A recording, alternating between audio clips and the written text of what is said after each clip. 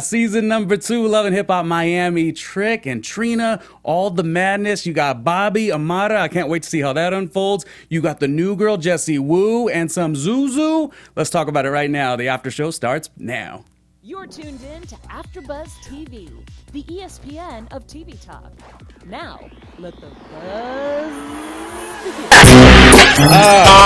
Okay. Let's take it to the house. It's gonna be a solo show today, but we got a lot to talk about. A little Trick and Trina when things were good. What's up, everybody? My name is Ronnie Jr. at Randomly RJ. If you want to say hello, say hi, interact. We have got an AfterBuzz show here going on for season 2 of the Miami franchise, and I think a lot of people have been buzzing about this. We were talking about it off before the show started, some of the producers here, how it is interesting. This is the first time kind of in a long time that, all of the shows, the New York show and the Miami show airing at the same time. Obviously they were on the same night prior, but the franchise is kicking. Is season 2 going to be big enough? Like, is season 2 going to come with the heat? I honestly, if I'm going to tell you what I really feel, at the very beginning, I did believe the trailer was a question. I was like, "Ooh, is it a sophomore jinx? Is that going to happen?" And then, fully gagged by the end of the episode, season 2, episode 1, of course, Take It to the House. We are going to have a full panel. This is kind of like a holiday schedule, so bear with us. Next week, you're going to have some beautiful variety of hosts, but today, bear with me. It's Randomly RJ, as I said. Let's talk about what I enjoyed first about the show. As you've been seeing in the New York franchise, a lot of changes. It's not just kind of like, hey, I don't like you, let me pop off. There's like a lot of deep storylines that are starting to happen, which I personally enjoy. So we're going to talk about that, and that will lead with Trina. Oh, and as a quick mention, we, of course, are talking on the live chat. We got Steve as our engineer. He's kind of monitoring the live chat. So if you have anything to say about these cast members, what you thought about the show, or somebody you'd like to bring up, we, of course, could talk about that. But let's talk about Trina and how she opens the series. I personally enjoy it. I like when these artists have their moment, and of course, you always got to think about reinventing yourself. And Trina is becoming, not even becoming, she always has been, but she's really just solidifying herself as like just such a mentor. I love the scenes with her and Rico Love, and I love to see that, especially as we're learning and we're seeing in a lot of these, I don't want to say beefs, but it's a lot of old heads and versus the young kids, and all of that to me. It could be disbound in one moment when people start working together, and I think Trina bringing up the young girls was to me really cool. I like to see that. I don't know why people come to Love and Hip Hop per se. Like, do they come for the pop off, or do they come to see stuff like that? I personally enjoyed seeing Trina do that. Recently, I had an opportunity to talk with one of Trina's mentees also, which was Brianna Perry. Steve, I think we have a photo of that as well. Brianna Perry, of course, we'll be seeing moments of her on the show. She's not necessarily an official cast member of yet. Brianna Perry, of course, did a show called Sisterhood of Hip Hop years ago on the We TV channel. But the reason I bring her up, and even the girls that were there at Rico Love's event, was when I was talking to Brianna Perry, she's, kind of building a name for herself in Miami. She just talks so highly of Trina, and that when Trina gets behind you, what that feels like. And that would feel good for any female MC, but what that feels like in Miami. So this, if you see the photo, here on the video portion of our podcast, you can see me chatting with Brianna Perry. That's under our sister network, Black Hollywood Life, so take a look at that. Anyways, back to the show at hand. Let's do it. It's just me, so bear with me, as I said. I really enjoyed that. I wanted to know what you guys thought of cast members as far as the ones that didn't make it back. Let's do that really, really quick. Am I the only one who did not, I wanted more Steph LaCour. I did. I did. I enjoyed her. So I just want to make a mention of that. I also really liked Jeffrey. I don't know if it was the dimples. I don't know if it was the smile, but I was here for Jeffrey. So those are the 2 cast members that I'm a little like, oh gosh, can we bring them back eventually? From what I know, I don't think those 2 are coming back on this season, but doesn't mean they're not doing great. Coming back, somebody who maybe was not the fan favorite at the beginning, but maybe will have his redemption, is Young Hollywood. You see Young Hollywood in Gunplay.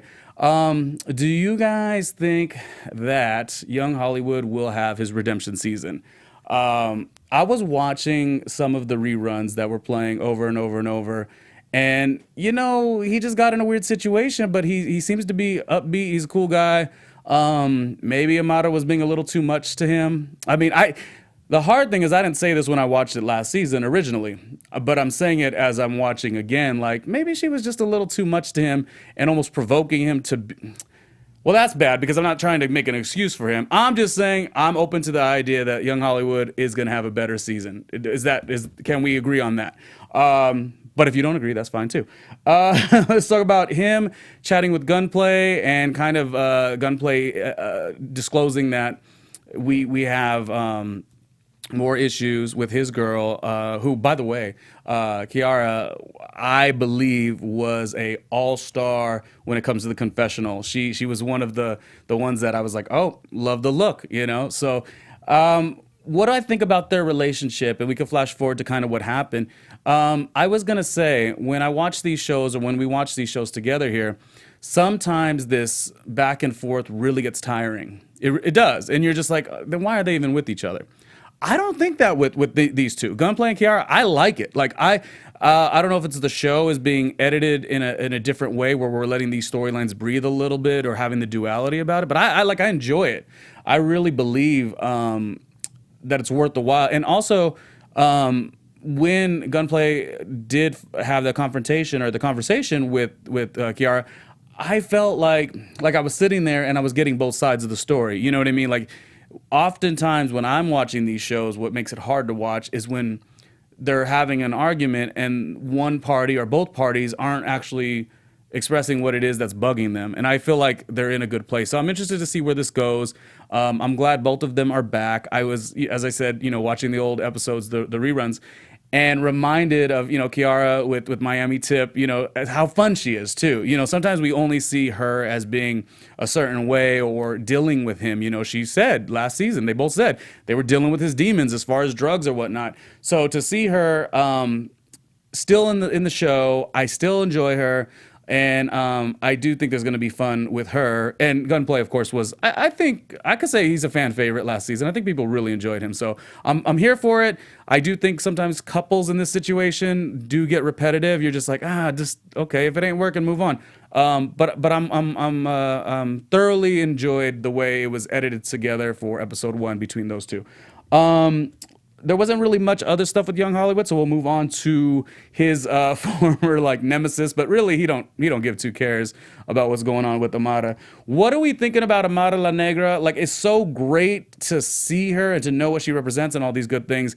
I've been to in New York City. I've been to two. I think it was 4 years ago, and this summer, the Afro-Latino festival. So I've seen her perform there years ago before she was on this show.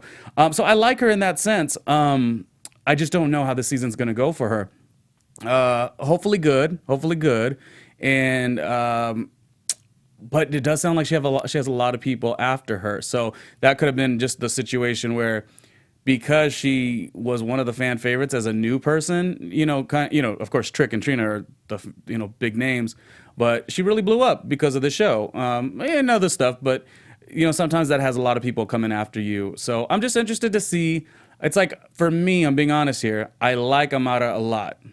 But I'm also not that interested when she jumps on the screen. And I'm more interested in her music. I love her music. Watched a lot of her interviews, seen the work that she's done years ago, even as a child, Sábado Gigante. She's it. I get it that she's it. I'm wondering where it's going to go as far as the show. And by the way, another reason why Amara I like her, but may not work for me. This is just my opinion, Ronnie Jr.'s opinion for AfterBuzz here. Does anybody enjoy JoJo? What is how they say you're Amara's number one hangout person is JoJo? That makes me Amara, I like you, but why are you hanging out with JoJo? Does anybody like JoJo? Oh, let's do it differently. Explain to me what the draw in JoJo is.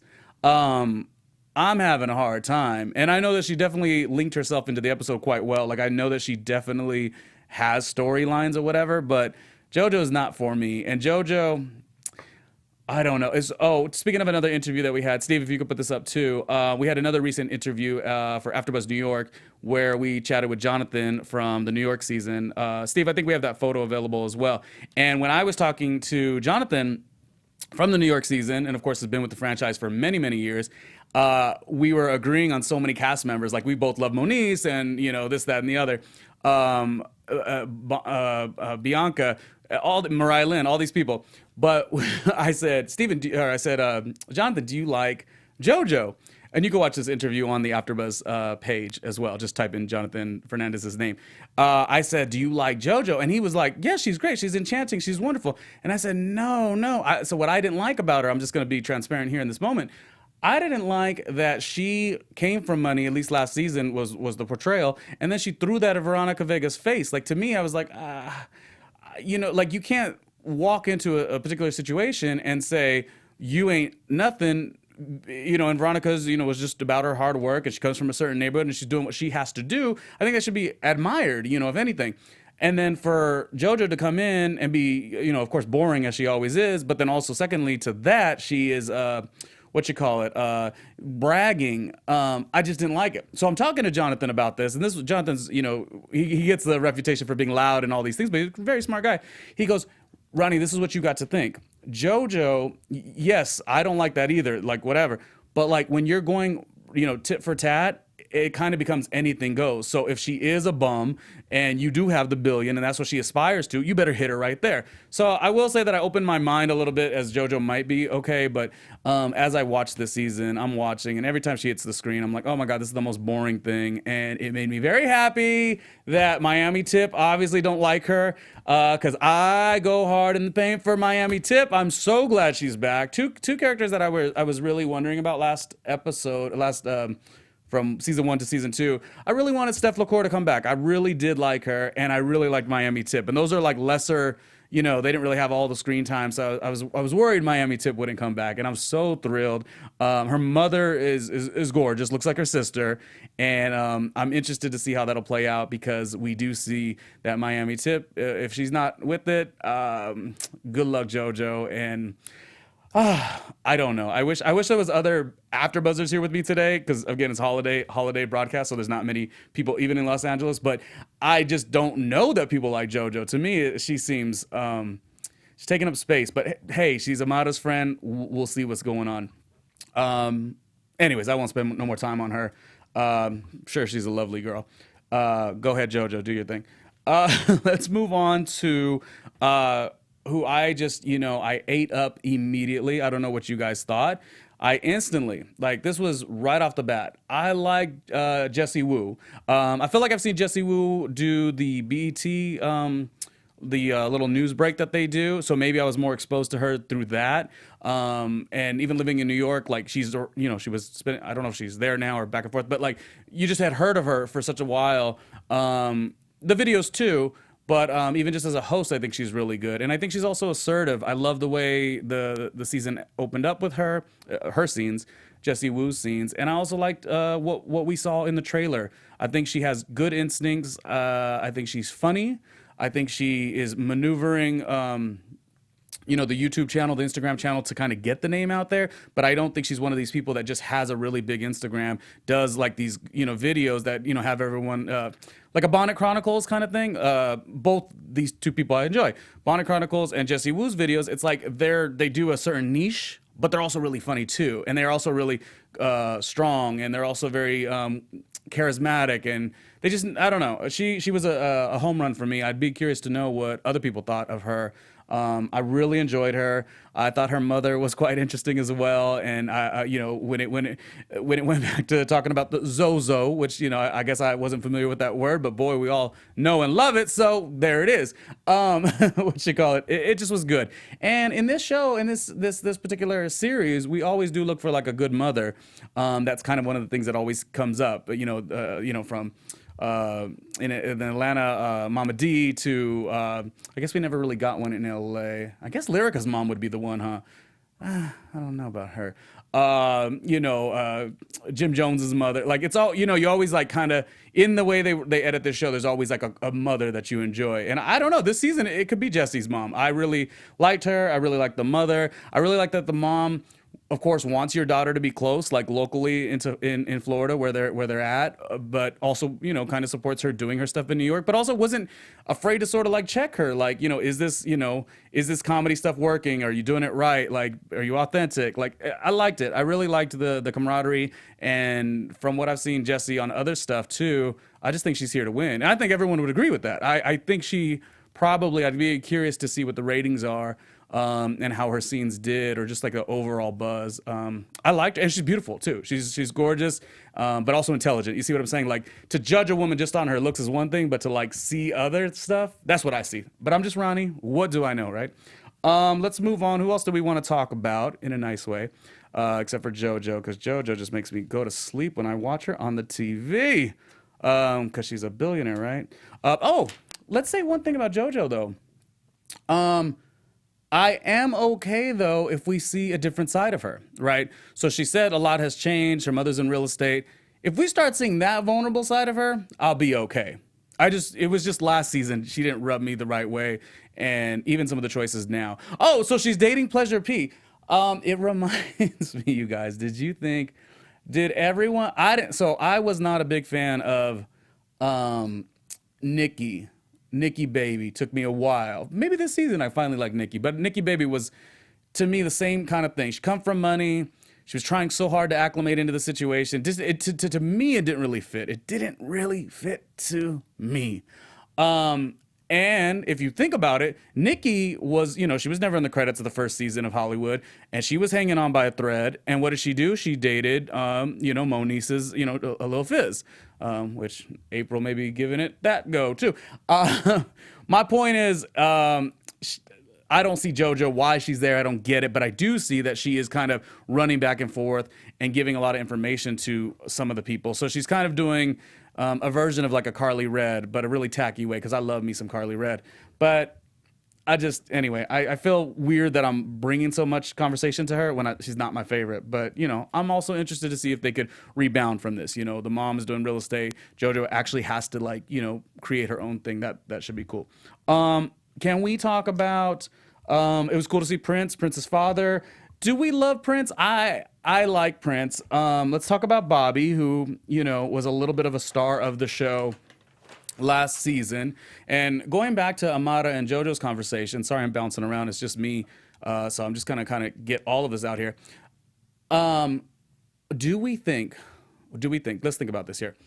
Amara was talking with Jojo. Jojo was saying how all this stuff was going on with Bobby versus Prince, but they're friends, but like really secretly Bobby's kind of sad and down and out. And whatever, if it's shady on Jojo's behalf, that's fine. But what I thought was funny is all of Amara's, reaction and her advice.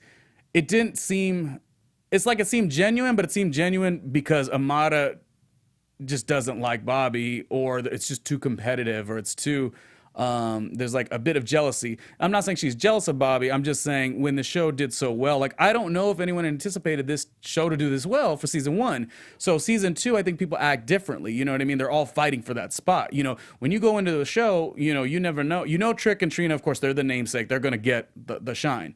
But you don't know who's going to like explode and their career will change. Bobby, as far as I know, is doing great. And so is Amara. They're both doing great. So do you guys think that maybe like Amara's advice to Jojo wasn't pure? It's just a thought. It's just, like I said, I like Amara. I've seen her at the Afro-Latino Festival when they were in Bed-Stuy years ago, 4 years ago. Was it 4 years ago? 4 years ago. So I've known, like, I love I love it. I like Amara. I love what is going on. But I think she's having a hard time in the scene, so we'll definitely see. Oh, and in the preview, oh my God, Jesse tells her I'd advise you against that. As I said, I'm here for Jesse. We are running, kind of short on time, but let's keep it going. What do you guys think about Bobby, Prince, Miami Tip? Glad she was there. Gay rumors. I have a distinct opinion on this. First of all, I guess in the live chat or even in the comments or on the iTunes, you could comment as well. I guess it's a cliche question. I don't want to ask it, but like, do we think Prince, could be gay? Which I'm only asking it so we can have the conversation. But what I don't like is this. Let me tell you something. That's unfair. That's BS. And I understand straight men there's certain things they can and cannot do. And I'm very passionate about this because I think it's a disservice to straight men and gay men when you don't allow a guy like Prince, who is, he is a straight man, to his conversation, and you start to, monitor his behavior and say what he can and cannot do, what he can and cannot wear, how he can and cannot hang out. And, for years and years and years, there's always been such a division, and we're finally getting to a place where, my roommate's a straight man, and we just it's a very chill situation. So I just don't like it. And so I think the situation that saddens me is that Prince is he's getting it from everybody online. Jason Lee's making little jokes about him, but that one's more funny because that's more Jason just wants to get at Prince, which makes sense too. We've all seen the eggplant, but I'm saying that I just wish people could kind of lay off of it because it's only going to do a disservice, and it's becoming a portion of anger, contention between the two of them. You know what I mean? Like, if you would have just let them live, you could have this straight guy being super chill with his bestie who happens to be a gay man who's flamboyant as hell. Like, let that be, let that live. I mean, we say it every year. It's 2017. We should be over this. 2018. We should be over this. 2019. We should be over this. But yeah, here we do with the heteronormative stuff, and I don't like it. I just don't like it.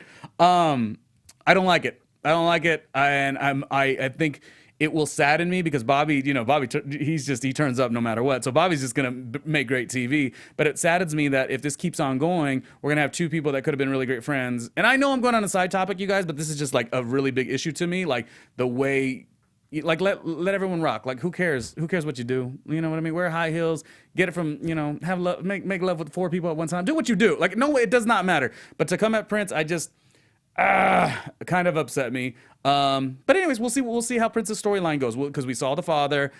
We saw that was like the footstep that Prince had to take, of being a promoter, and we'll see maybe how Prince almost seems not fulfilled a little bit, or he's like kind of in a new chapter. So that should be interesting. And as I said, these shows have been very pop off, and I think people kind of stopped watching them. But now we're getting these storylines that we enjoy more. It's like a chapter.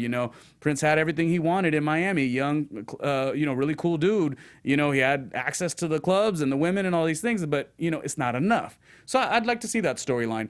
But this is Love and Hip Hop, and I'm okay with Liz coming back. Are we okay with Liz coming back? And forgive me for asking you so many questions and making it crowd participation, but I feel like on one side of my heart, I'm like, yeah, I want it to be more structured and like people evolving and, go ahead, Trina. But if Messy Liz comes back, I'm here for it. As long as she doesn't get into something that like I don't stand behind, So anyways, I think Liz will play the game pretty funny. So we'll see how that goes. Is Michelle Pooch coming back? I was.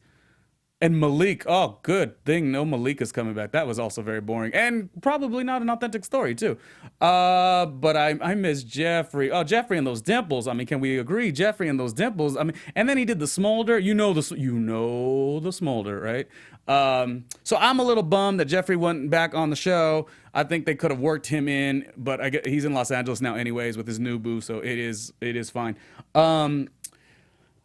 So anyway, the Bobby thing and Prince thing, please write down your comments and let us know what you think about that, because it's definitely going to be a storyline. And as I said, Bobby lives in so much pride in himself that I think he will pretty much, fight you to the death practically, because he's got like, what is it called when you don't have ego? I guess it would be pride.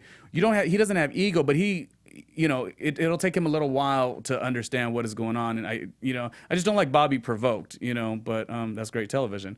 Is Bobby one of our favorites? When I talked to Jonathan from the New York franchise, he all for Bobby. I'm an avid for years now podcast listener of Joe Budden's show, avid Bobby Lights fan. So I'm interested to see what Bobby does with this. He's bold. He don't give a care. He is fierce. So and in the trailer we're gonna see him with his mother. And I'm always curious to see how that goes too. Sometimes, correct me if I'm wrong, but sometimes you're not that out there and like bold if you haven't been through something, and just the idea of him going back to, his life, even under the context of his family, like what that does to you. Yeah. So, maybe like Bobby likes the character versus, who he is as a person. So I'm interested in that. Do we have any last kind of opinions, I guess, on Trick Daddy and Trina? It almost seems like she's making the right move, or do we not agree? Oh, second thing, as I mentioned a second ago when we opened the show, I really like how Trina is mentoring some of the young girls. I also think Trick Daddy's kind of doing that too. So I liked his scenes as well. And why he didn't answer the phone is just, it's part of the storyline. It's cool. But when they did go to perform, take it to the house, I almost didn't see anything wrong with what Trina did. Am I wrong for not seeing what she did wrong? Because if you're in a collaboration, we've all worked with people. If you're in a collaboration and you're just being ignored, what does the other person have to do? So that's interesting. I'm interested to know what people think of how Trina maneuvered that. I would say that I thought it was a good move on her end, and if anything, it just knocked on the door like wake up, Trick. This was my issue at hand. You kind of blew it off, and they're so good together that it seems inevitable that they'll find a happy place. Time out, and also question. What's the latest with what's her name? Joyce? Is it Joyce is the name? Trina's cousin? The one that was with Trick? What is the latest there? Is that still happening? Because I could have swore I was watching the scene and I didn't know she was in the scene, and all of a sudden she goes, "Okay, I'm gonna leave now." It was like I didn't even know you were in the shot. Well, she was in the other scene though. She was in the scene that Jessie Woo and all the girls had gotten together. I don't know. I like her too. Sorry, I'm going all over the place a little bit, just to kind of, there's a lot going here. But anyways, I'm interested to see, where she's at, and what opinions she has, because I really liked her first season. Can we talk about one more thing? I want to go back to Jessie Woo's event, and so thoughts and opinions on, and I mentioned it a second ago, but thoughts and opinions on her Jojo dating Pleasure P. Like, who does that help? Who does that benefit? Let's talk the talk. Let's who. I think this for sure helps her. It builds her storyline, gives her relevancy. I think even with her own friends, people don't. Why am I talking so bad about JoJo? I didn't mean to. But with Pleasure P, I don't like, for last season, Gabby and Shay. Could have been Liz. I don't know. It just, to me, that's going to be an interesting pairing. I am, however, really interested in. I'm interested to see what's going to go on with the Pretty Ricky members of the group coming together. I love the music, but I wasn't all familiar with the father being, part of management. And, that's an interesting look. I think we should definitely look at that as far as, this series, when the father and management, but then, performing and what that does to the relationship, but then the bottom dollar is more important. But hey, we've seen the edit the way we've seen the edit, but maybe other stuff will go on. But I will feel that Pretty Ricky season 1, I was kind of, hit and miss, didn't need the scenes, it was fine. Season 2, I feel like we're getting a little bit more, and that could be because Blue was really interesting last season. That could be because is it Spectacular with the father? It could be, what's his name's going to date JoJo? It could be anything, but I'm a little more into it. Oh, question. I got to ask a lot of questions because it's just me by myself today for our holiday scheduling. Next week, as I said earlier, will be a full, variety of cast. I'm just kind of filling in today. Oh, but let's talk about this. Do we miss Chinese Kitty? Do we miss and her mother? I do. I don't know that I miss her as much as I love. Steph LaCour was one of my number ones. But do we miss Chinese Kitty? Is she coming back? I could have swore that the internet had said no. But I'd be up for her to be on the show. Oh, question also that we could put on the comments and stuff like that. Is there anyone else that is moving and shaking in Miami that you would like to see on the show? As I said, when I talked to Brianna Perry, and she's, had been a mentee from Trina back when she was like, pretty much a child. There had been a lot of talks of her joining or being, sprinkled in there. My question to kind of end the show here in a minute is like, who would you love to see on the series? Is there, I know people still love Jocelyn, but Jocelyn's obviously doing her own thing. Prima Donna was at one point rumored quite a bit to do Miami. So my question is just who you would like to see on the show, or are you okay with the cast? I was looking at season 1 and season 2, the cast artwork.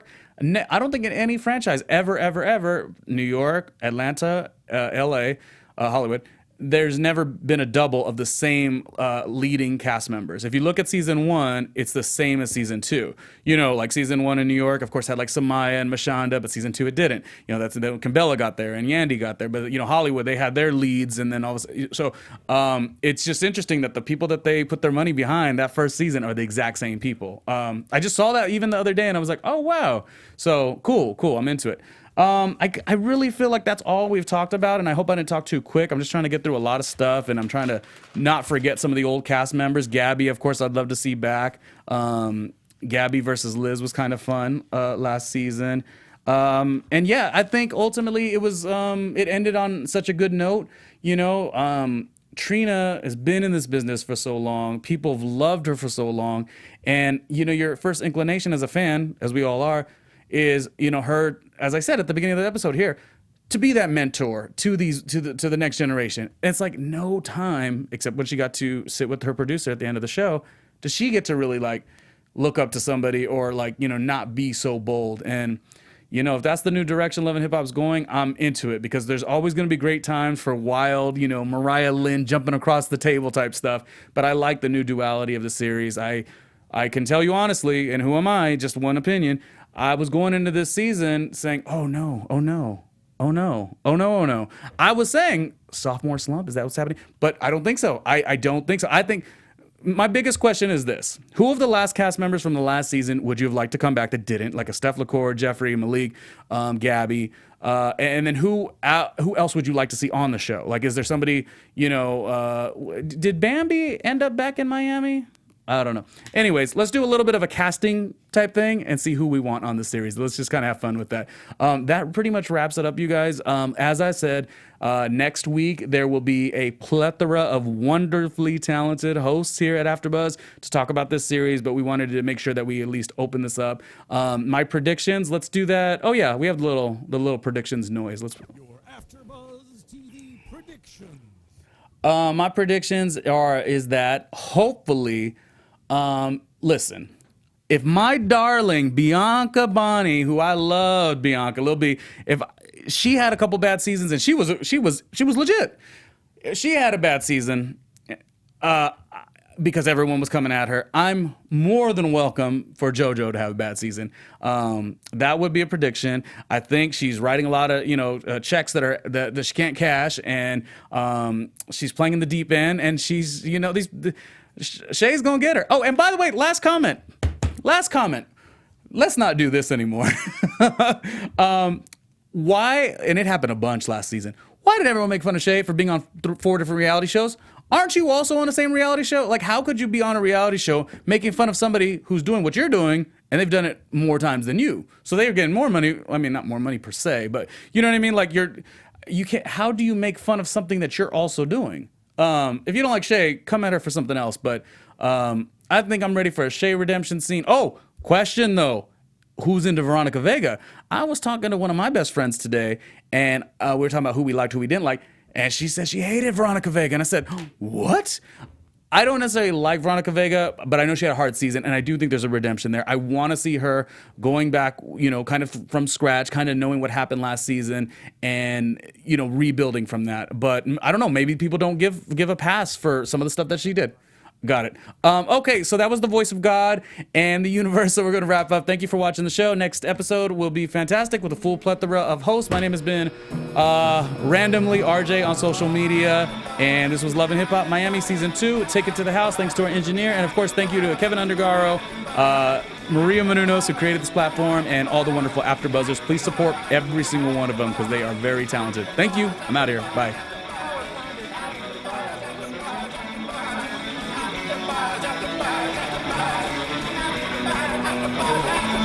AfterBuzz, AfterBuzz, AfterBuzz, AfterBuzz.